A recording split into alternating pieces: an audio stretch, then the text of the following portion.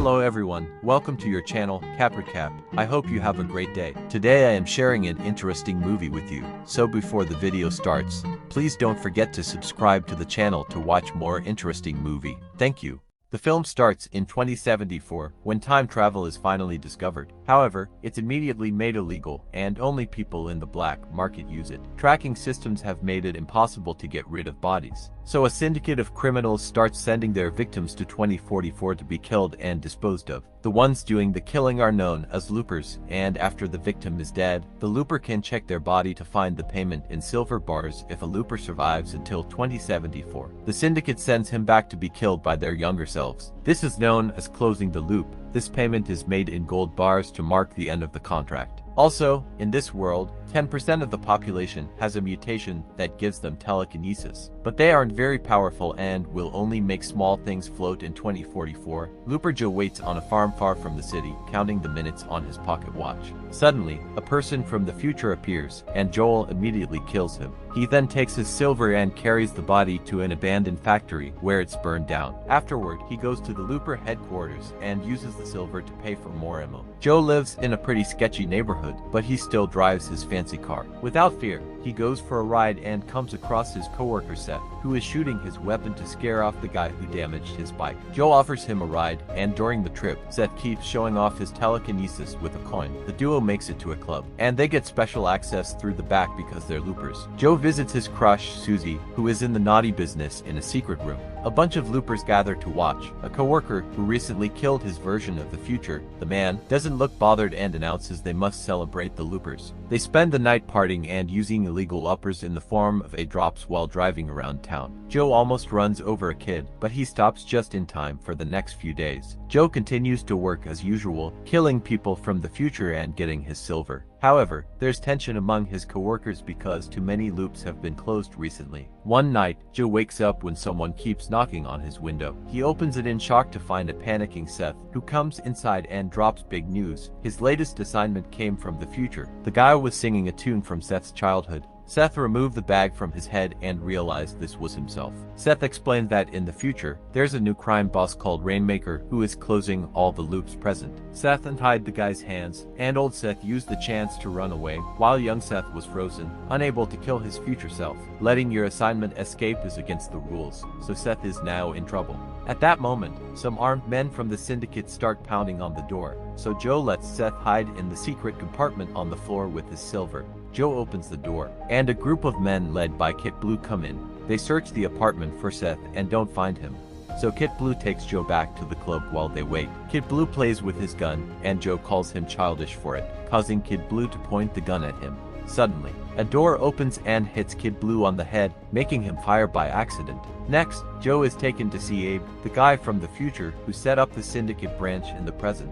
Abe threatens to confiscate half of Joe's silver if he doesn't give up Seth. At first, Joe hesitates, but he remembers he has a dream to leave this hellhole of a town and tells Abe the truth while Abe's men leave to finish the job older. Seth continues to run and notices scars appearing on his arm, telling him an address to be at in 15 minutes. He starts climbing on a fence to escape, but at that moment he loses his nose, meaning Abe's men are torturing his younger self. Older Seth finds a car and drives to the given address, but then a leg disappears and he crashes the car. He comes out as his other leg also disappears and drags his body to the right door, only for Kid Blue to appear and shoot him behind Kid Blue. Young Seth finally dies on the torture table. Meanwhile, Joe visits Susie and asks for comfort. As he admits what he did to his best friend, not feeling good about it, he offers half of his silver to Susie, who turns it down because she knows Looper silver comes with strings attached later. When Joe goes home, he finds Seth's blood. The next day, he goes to the farm for his next assignment, and he can't believe they're late.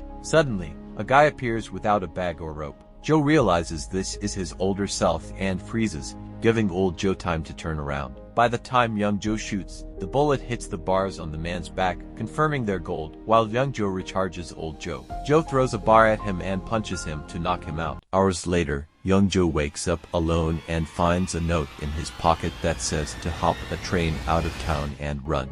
Joe ignores this and returns to the city, destroying his phone on the way to his apartment, where he finds the door open and a total mess in every corner. He hides when he hears some voices and notices Kid Blue stealing all his silver. Joe waits for the right moment and jumps on Kid Blue to push him into the compartment, locking the lid. Kid Blue opens fire anyway, and more of AB's men appear, so Joe jumps through the window and tries going down the fire escape. Unfortunately, he slips and falls on top of a car, falling unconscious in another timeline.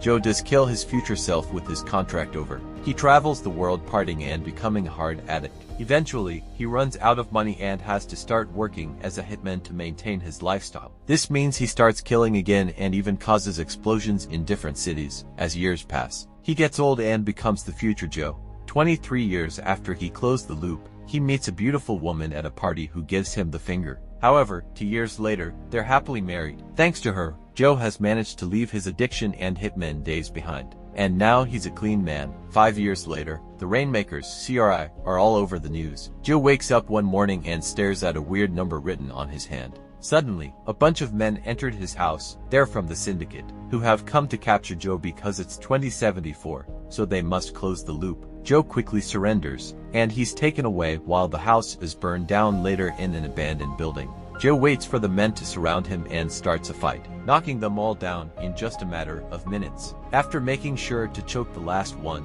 he takes one last look at a picture of his wife on his watch and enters the time machine to send himself back to 2044. Joe appears in the other timeline, knocks down his younger self, and takes his gun before escaping. He goes to a store to get food and medicine, using his gun as a threat instead of paying. And then he starts getting visions from young Joe's memories of seeing him destroy the phone. By following these visions, old Joe starts stalking his younger self, who is returning to his apartment. Old Joe knows Abe's men are around, so he waits for the one in a car to look away and shoots him. Then he takes the guy's gun and goes to the apartment building where young Joe is going down the fire escape as his younger self falls. Old Joe shoots at the guy in the apartment to kill him. Then he takes young Joe away. The news soon reaches Abe, who gets Kid Blue off the case and makes a plan with his other men to capture both of Joe's moments. Later, young Joe wakes up alone at the train station, but he still refuses to leave. Meanwhile, old Joe breaks into the library and searches the numbers in a database. Those numbers show 3 possible kids that could be Rainmakers, so he prints a map with their locations on his way out. Some scars appear on his arm, asking him to meet at a diner. The next day, old Joe goes to the diner and finds his younger self with a bandage on his arm, confirming he sent the message. They ask for the same dish, and old Joe shares the story of how his wife saved him from addiction, sticking by his side during the hardest moments. The day the syndicate came to his house, the men saw her by the window and killed her. Old Joe tried reaching for her, but the men quickly tased him down. Next, old Joe starts talking about the Rainmaker, who is behind mass executions and vagrant purges in the future. In just 6 months, he took control of the 5 major syndicates, yet rumors say he works alone. Nobody knows his face or his real identity. The Rainmaker is closing all the loops, and before dying, a looper friend of Joe's called him to give him the strange numbers as a clue. Old Joe shows his younger self the map, explaining that he's come to find the Rainmaker and kill him, while he's still a child, hoping he can alter history and save his wife. Young Joe refuses to be part of this, so he promises the old man to marry someone else to keep the wife safe. Old Joe refuses to give her up, and when young Joe reaches for his gun, old Joe kicks him in the groin and hits him in the neck to bring him down. At that moment, AB's men appear outside, so old Joe uses his other self as a shield and opens fire. As the enemy comes in, a gunfight ensues, and old Joe tells his young self to run away. As he drops him as he falls, young Joe takes the chance to tear off a piece of the map. Then young Joe opens fire on his older self too, forcing him to jump through a window to escape. Soon, Kid Blue arrives with more men and starts chasing old Joe through the fields, but he's too fast and quickly loses them. Then the group turns on young Joe, who rushes to steal a hover bike and escape through the fields as well. He jumps off the bike after a few minutes, so AB's men follow an empty vehicle, take out the piece of the map, and discover a marked spot. Moments later, Joe makes it to the location on the map and finds Sarah living alone with her son on a farm. When Sarah sees him sneaking around, she comes out with a weapon and threatens to kill anyone who approaches her house, so Joe decides to stay hidden in the field. He watches the house for hours. Meanwhile, scolds Kid Blue for his failure, takes his gun, and breaks his hand with a hammer. In the evening, Sarah hears a noise outside and sees a mysterious man coming, so she opens fire. As she walks back, she falls, so Joe comes out of hiding to help. The mysterious man turns out to be just a hobo who runs away. When he sees Joe's weapon, Joe throws up and finally collapses. Sid comes out too, and he shares his water with him back in the city. The police are looking for both Joes, so old Joe has to hide in the sewers. He starts seeing visions of Sarah and her slap, so he concentrates on his wife's picture, not to forget her. The next morning, Joe wakes up handcuffed in the barn. Sarah comes over and gives him the keys while keeping him at gunpoint, asking him to leave. Joe refuses and shows her the map with the numbers, which leaves Sarah in shock. She immediately shoots him on the shoulder and asks for an explanation, causing a scar to appear on old Joe as well. Sarah already knows what a looper is, so Joe only has to tell her about his old self wanting to kill her son in return. Sarah explains that the numbers are Sid's birthday in the med code of the hospital where he was born. She mentions two other kids were born in that hospital that day, meaning old Joe will be visiting them one by one. In the meantime, old Joe finds the first kid, and after some hesitation, he shoots him. Then he rushes out of the house and takes a moment to have a breakdown. Nothing in his memory is changing, so he killed a child for nothing. In the evening, AB's men find Joe and start chasing him through the city. So he runs through an alley to make the truck crash in a dark building. Kid Blue uses a radio to spy on the police's transmissions and gets Joe's location too. Back to Sarah, she agrees to let young Joe stay for extra protection, and she tends his wounds after she goes to sleep. Sid shows Joe that he's connected to little frog toys so that Joe and Sarah can alert each other in case of emergency, to Joe's surprise. Sid explains that Sarah isn't his real mother and that he remembers his birth mom, who died when he was a baby. Sid feels frustrated because he couldn't stop it. The next morning, Joe gives one of the frogs to Sarah and shares what Sid said. Sarah explained that she's Sid's mother, but she used to have a bad life in the city, so she left him on this farm with her sister to give him a better life. Sid grew up thinking his aunt was his birth mom. Joe thinks she should talk to Sid about this, but Sarah tells him off. In the afternoon, Sarah is teaching Sid math, but he soon snaps and says she isn't his mom, so she needs to stop lying or she get killed too. He then pushes Sarah, and as his anger gets worse, it's revealed he has a form of extra powerful telekinesis. The house shakes as Sid screams, and Sarah runs to hide in a safe until he calms down later. Sarah checks on him, and Sid apologizes. At that moment, someone knocks on the door, and Sarah opens it to find Jesse, one of AB's men, pretending to be a police officer searching for criminals. Sarah has no choice but to let him in to avoid suspicion, and Joe hides behind the couch in case he's needed. He sees Sid coming downstairs, so he tries to tell him to go back with hand signs. Sid comes down anyway and rushes to the kitchen, making noise on purpose. Jesse rushes to the kitchen too, but Sid comes out through the other door and hides in the cupboard. Under the stairs, Joe follows him, and in a few minutes, the duo appears outside. Thanks to a secret tunnel in the cupboard, they wait until Jesse leaves and reunites with Sarah. Meanwhile, old Joe goes to another location on the map and is devastated to discover the second kid is Susie's son. He still remembers her fondly, and he can't bring himself to fact. Joe stands outside the apartment for a while and is caught by the security cameras, causing the footage to soon reach Kid BL. Later that night, Sarah feels lonely and scared. She uses the frog to call Joe, and he comes to her room, where they get naughty together after they're done. Sarah reveals she has telekinesis by making her lighter float. She also cries as she admits the guilt she felt when she left Sid with her sister the next morning. Joe comes downstairs to find Jesse holding Sarah at gunpoint. Joe surrenders to make Jesse let Sarah go, but when they're about to leave, Sid appears on the stairs and accidentally trips as the telekinesis makes everything in the room float, including Jesse's gun. Sarah runs to tackle Joe out of the house.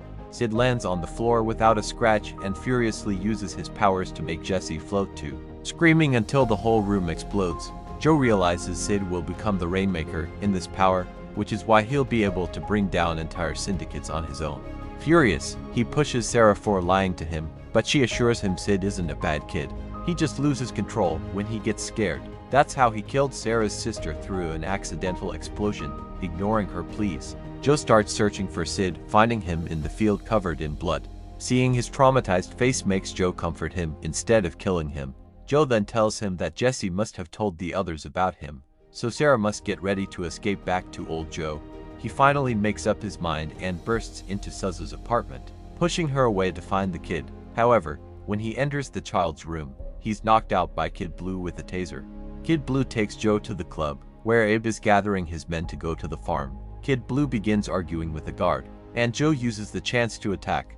He kicks the guard and pushes Kid Blue back, shooting him with his own gun. Then he starts shooting all the guards, stealing another gun from the other room to bring them all down in minutes. Then he takes a hidden passage and continues to kill criminals as he makes his way through the club, throwing a bomb in the main area that destroys the security system in the back room. Abe is terrified to hear Joe at the door. Moments later, Kid Blue wakes up and finds everyone in the club dead, including Abe himself. However, he also sees the location of the farm on the map. Minutes later, old Joe arrives at the farm and, in a car full of gold bars, and throws one to his younger self, asking him to leave. Young Joe refuses and opens fire, but at that moment, Kid Blue runs over him with a hover bike. They start firing at each other, and Kid Blue runs out of bullets, so Joe waits for him to be close enough and shoots him off, making the bike crash after the smoke clears. Joe realizes his older self is gone near the house Sarah and Sid are leaving on their truck, only to find the road blocked by older Joe as he opens fire. Sarah speeds up to try to run him over. Sid panics and uses his powers, making the truck float up and land upside down. The duo survives and starts running through the field as Joe goes after them, continuing to shoot until a bullet grazes Sid's cheek. The kid begins unleashing his powers again, making Sarah and Joe float up and sending a shockwave that hits younger Joe when he approaches. A desperate Sarah begins talking sweetly to her son, telling him how much she loves him. Soon, Sid calms down and makes his power stop. Sarah runs to reunite with Sid and acts as a shield when old Joe raises his gun, ready to shoot. Young Joe watches this and realizes something. Old Joe shooting Sarah is what will traumatize Sid into becoming the Rainmaker. To finally break the circle of revenge, young Joe decides to self-delete, making old Joe disappear afterwards. Sarah takes care of Sid's injury and puts him to bed. Then she returns to the scene of the incident, where she finds all the bars. She grabs Joe's watch and says a final thank you for watching. Don't forget to subscribe, and make sure to turn on notifications so you can watch more movies that interest you. See you in the next video.